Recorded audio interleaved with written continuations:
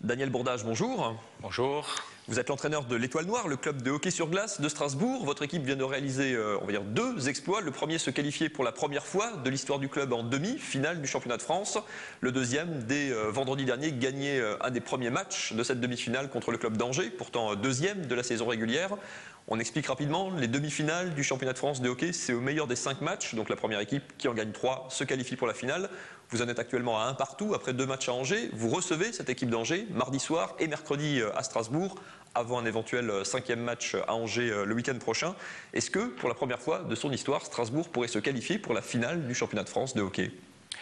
En tous les cas, c'est ce qu'on espère. On est allé là-bas avec l'espoir de gagner 1 match sur 2 à Angers, puisque c'est un 3-5. Maintenant, si on fait le boulot à la maison, c'est-à-dire demain et mercredi soir, on aura justement l'occasion de jouer les finales.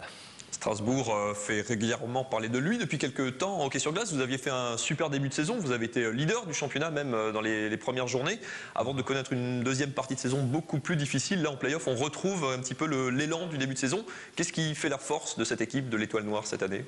Mais je pense qu'il y a beaucoup de cohésion au niveau du groupe. Il y a une envie de bien faire et de toujours mieux faire. On se remet en question, on n'est jamais... On n'est jamais vraiment satisfait de nos résultats, même au début des playoffs, même contre Épinal. Je me souviens, on a gagné le premier match avec beaucoup d'aisance, mais le score était que 4-1. Et on avait senti chez les joueurs un désir de mieux faire. Et même après la série contre Épinal, on savait qu'on devait encore mieux jouer pour battre Gap. Et même chose après avoir battu Gap, on est bien conscient que là, on affronte le deuxième, Angers. Une équipe qui a beaucoup d'expérience, qui a beaucoup de talent, qui rivalise facilement avec le leader Rouen. Donc, encore une fois, on doit jouer mieux qu'on l'a encore fait cette saison. Donc, et les joueurs en prennent conscience, et je pense que c'est un petit peu ça notre force, en plus, bien sûr, de l'esprit de groupe qui est quand même assez hors norme. C'est comme dit la première fois dans l'histoire du club que vous atteignez ce niveau, les demi-finales du championnat de France. Le club a rejoint l'élite du hockey français il y a 5 ans. Quel regard vous portez, vous qui êtes au club depuis une vingtaine d'années, sur la progression de ce club de hockey à Strasbourg ?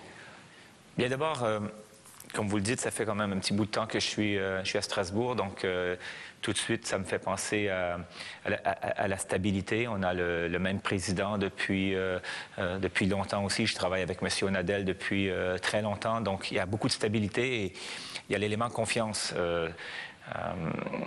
Si vous voulez, on me permet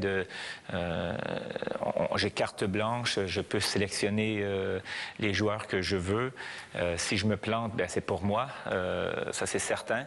Mais en même temps, cette confiance m'aide beaucoup à construire les équipes au fur et à mesure des années. Et pour l'instant, ça semble être une recette qui fonctionne plutôt bien. Le hockey à Strasbourg est passé vous l'avez connu aussi, de la vieille patinoire du Wacken, enfin patinoire c'est même un grand mot, il y avait on va dire une glace en tout cas, à la patinoire de l'Iceberg maintenant qui est quand même un bel équipement, qui fait le plein en plus quasiment depuis le début de saison à chaque match.